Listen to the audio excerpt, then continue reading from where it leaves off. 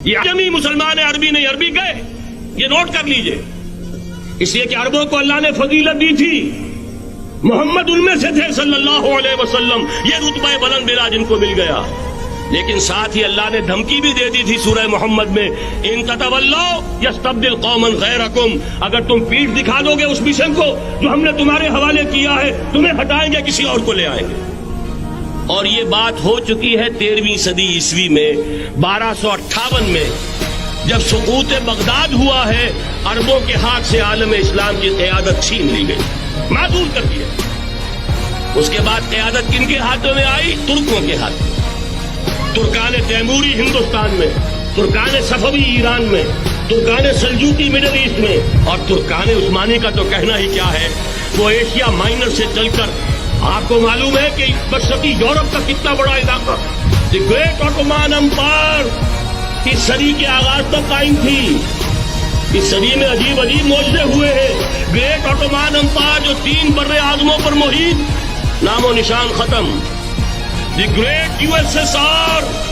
نام و نشان ختم۔ اب تو روس صاحب ایک ملک کی حیثیت سے رہ گئے۔ یہ اس صدی میں دو اور وقت نہیں ہے، میں اور آپ کو کیا بتاؤں، اس صدی میں تو بڑے بڑے عجیب عجوبے ہوئے ہیں، بڑی بڑی 2 عظیم جنگیں ہو چکی ہیں، تیسری جو ہے سر پر کھڑی ہے، دور نہیں ہے، جس کو حدیث میں کہا گیا ہے الملحمۃ العظمی، تاریخ انسانی کی عظیم ترین جنگ، اور وہی صلیبی جنگ جس کا آغاز بوسنیا سے ہو چکا ہے۔ بہرحال اس وقت جو میں کہہ رہا تھا، ورنہ میرے پاس تو یعنی یہ کہ درد دل کہنے کے لیے وقت نہیں ہے، مجھے اپنی بات کو محدود کرنا پڑ رہا ہے، لیکن میں اب آ رہا ہوں اصل موضوع کی طرف، کہ ایک امکان تو یہ ہے کہ اس بلاک میں اسلام کا احیاء ہو، اور اس کے لیے کچھ نویدیں بھی موجود ہیں احادیث نبویہ میں۔ وہ تو آپ نے سنا ہوگا اقبال کا شعر، میرے عرب کو آئی ٹھنڈی ہوا جہاں سے، میرا وطن وہی ہے، میرا وطن وہی ہے۔ حدیث میں آتا ہے یخرج ناس من المشرق یؤتون للمہدی، یعنی سلطان ہی، مشرق سے فوجیں نکلیں گی یہ جو کہ مہدی کی حکومت قائم کریں گی،